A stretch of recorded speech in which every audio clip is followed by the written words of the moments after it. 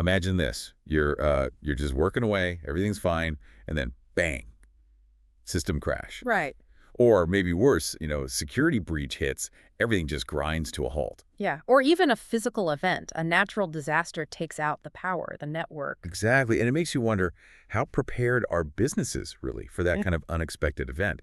That's exactly what we're digging into today. We're talking business continuity, disaster recovery, but really focusing on securing those critical endpoints. The PCs, the devices everyone uses. Yeah, precisely. And how organizations can actually recover quickly from things like ransomware or just, massive system failures. And look, the context here is, well, it's pretty stark. What's really fascinating, maybe alarming, is that more than 77% of companies right now, they just don't have a proper disaster recovery plan. 77%. That's huge. It is. Or if they do have something, they often lack the resources they actually need to execute it effectively when disaster strikes. And the consequences, well, they're dire. You see stats like 40 to 60% of businesses just never reopen after a major disaster. Never reopen. Yeah. And 90% say it has a high impact, obviously. And over half, 54%, experience really prolonged downtime. It just highlights why this deep dive is so incredibly crucial. Okay, the urgency is definitely clear. So where do we even start trying to, untangle this? How do we get to real resilience? Our mission today really is to unpack how maybe a newer, innovative approach could redefine endpoint recovery and security. Cut through some of that complexity we see with traditional methods, maybe even some newer ones, to give businesses that real resilience they need. Okay, so given those, frankly, startling numbers, there's clearly a big gap. We live in this super connected world, right? Malware, ransomware, hacking. It feels like it's never been a bigger threat. Absolutely. So why aren't the standard disaster recovery options, the things companies have been doing, why aren't they enough anymore? Well, it's a great question. And many organizations have tried to adapt. They've shifted towards things that seem more modern, like virtualization or various cloud services, trying to counter these risks. Right. The cloud is often pitched as the answer. Exactly. And look, those approaches can fill certain gaps, maybe for specific types of catastrophes, but they often come with their own set of pretty significant costs and limitations. We're talking about things like failover latency. That's the delay before systems are actually back online after something goes wrong. Okay. And then there's limited business functionality during that recovery. People might not have access to everything they need. And importantly, often unpredictable cost structures. Costs can spike right when you're most vulnerable. Right, when you can least afford it. Precisely. And if you compare that to the really traditional DR plans, they're also incredibly expensive. Also, Well, you typically need dedicated failover hardware like duplicate servers. You need to maintain a big inventory of spare PCs just in case. Then there's the expensive backup storage solutions and just a ton of heavy labor, people power for implementation, for testing, which often doesn't happen enough, and for the actual recovery itself. But here's what often gets missed, and it's, I think, a really critical point. These traditional plans, they frequently do not maintain true business continuity. Okay.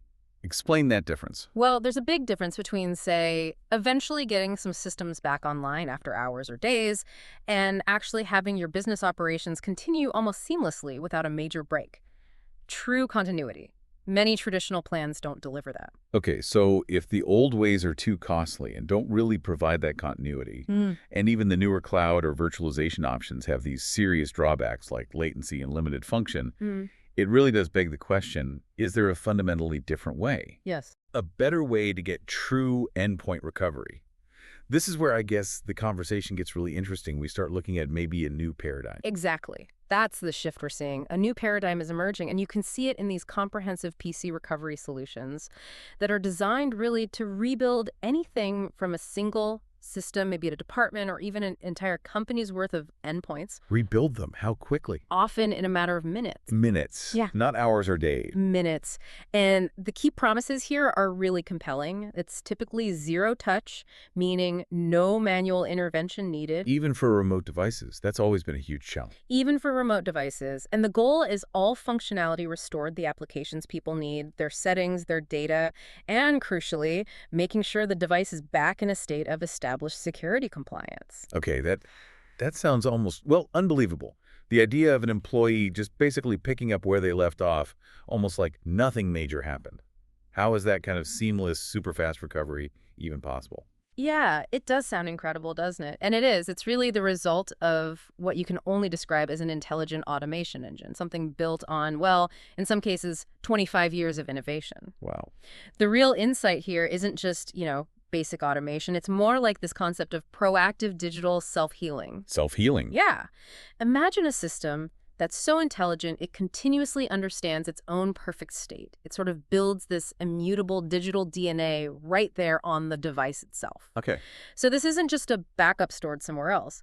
It's like creating an inherent built-in self-recovery mechanism that fundamentally redefines what we mean by resilience. Okay, I need to understand how that works, walking through the process. Sure. So this intelligent system, it's continually scanning each PC.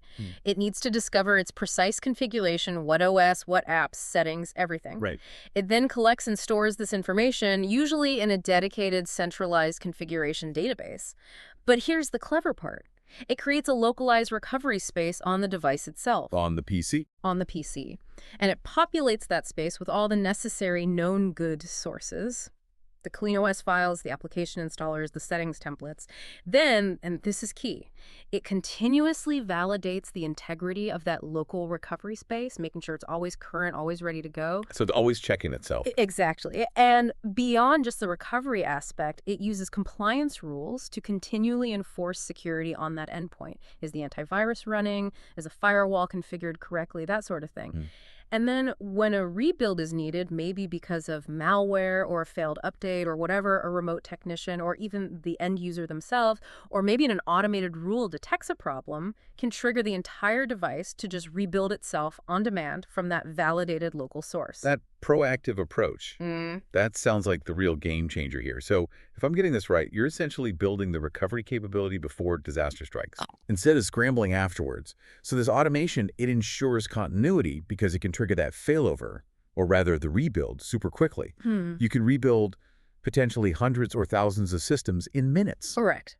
It makes the whole DR process reliable because it's constantly validated. It uses the exact same process whether the device is in the office or remote, which is huge now. Critical. It immediately enables all the business functionality, not just some basic stuff.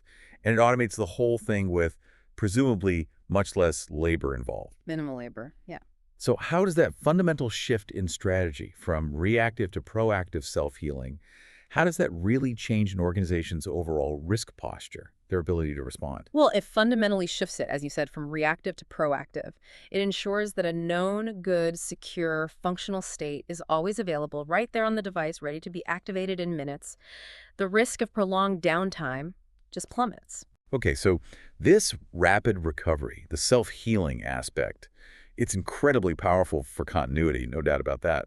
But, in today's threat landscape, security is just as critical, maybe even more so. Absolutely paramount. So I'm curious, how does a solution like this, one that's designed for instant recovery, how does it actually strengthen an organization's overall security, especially when we talk about frameworks like Zero Trust? Yeah, that's an excellent point. And they're actually, natural partners.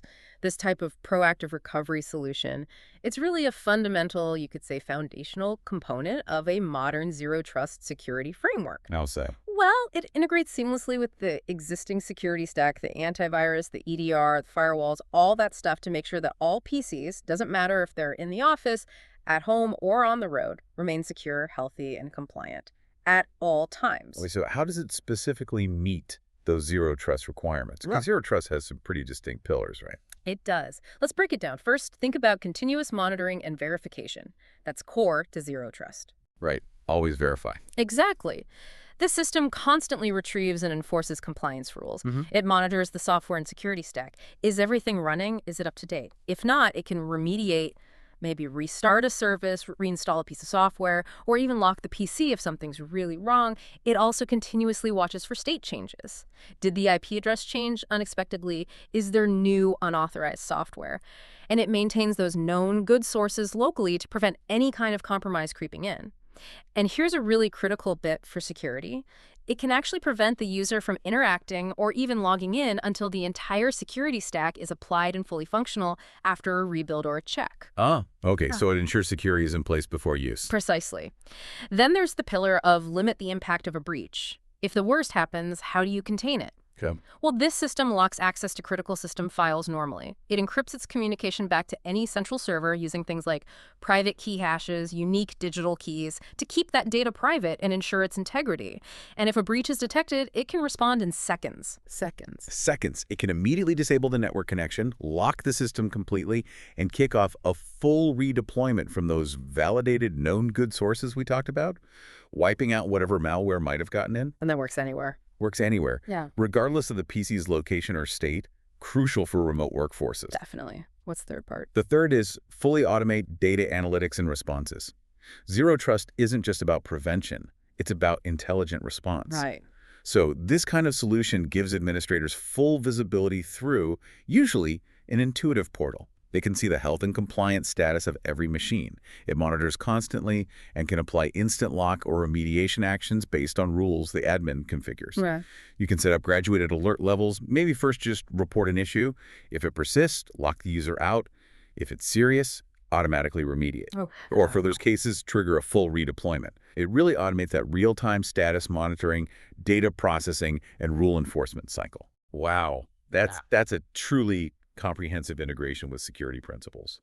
Okay, so stepping back a bit, what does all this mean, practically speaking, for organizations, for the IT leaders who are constantly, fighting fires and dealing with these challenges, hashtag 5. Tangible benefits and real-world impact. Well, just listening to that, from an organizational view, the practical advantages seem huge. They're talking about potentially cutting costs associated with downtime and traditional DR, increasing compliance posture automatically, yeah. eliminating those big downtime risks we discussed, saving IT teams countless hours, Absolutely. getting rid of expensive desk visits, especially for remote workers, and, crucially, securing those devices that are often off the corporate network. Precisely. And we're seeing really concrete, measurable improvements when organizations adopt this approach. You can quite literally rebuild virtually any PC in minutes.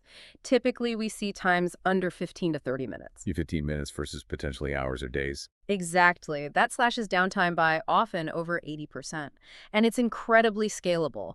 These solutions can manage anything from, say, a few hundred endpoints right up to over 100,000 with the same kind of efficiency. That scalability is key for large enterprises. It is. And beyond just the speed, the robust security and compliance alignment is, well, critical for almost any modern business, but especially regulated industries. Right. We're talking about inherent alignment with key standards like SOC 2 for data security practices, IPA for healthcare data privacy, FIPS for government-level encryption standards.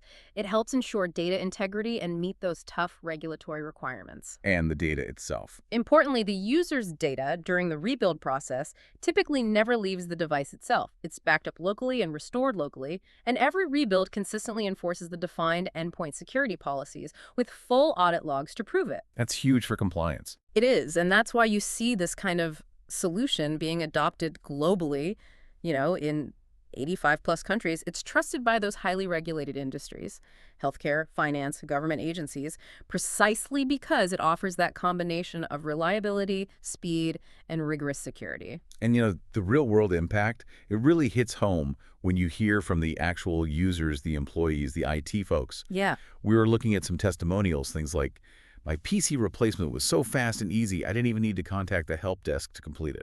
Imagine that from an employee perspective. That's gold for an IT team. Right. Or this one.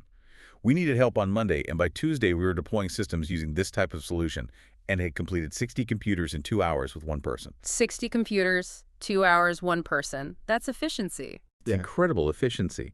And then there's the ability to support remote workers, even, quote, in extremely remote conditions. It just makes me think of the sheer panic that used to set in when a critical system went down, or a whole office. The idea of this being automated, reliable, it feels like a massive weight lifted off so many shoulders. Hashtag, tag, outro. It really seems clear that an automated, intelligent endpoint management solution, this self-healing concept, it combines that rapid recovery with zero trust security in a way that genuinely redefines resilience for, well, for the modern enterprise. It does. It's really about building in that resilience, ensuring business continuity, even when faced with these constantly escalating cyber threats that, as we heard, can bring companies completely to their knees. And, thinking about all this, it really raises an important question, I think, for every organization listening to ponder. Mm. In a world where we know 77% of companies are, frankly, unprepared for disaster, and where digital threats just keep evolving relentlessly, what does it truly mean for an organization to be recovered? Is it just about eventually getting back online? Or is it achieving a seamless, secure return to full functionality quickly without losing data and without compromising security? There's a big difference. That is a powerful thought, a very important distinction. We really encourage you listening to consider the robustness of your own or your organization's disaster recovery and security posture in light of that question. It might just be the most important question you ask all week.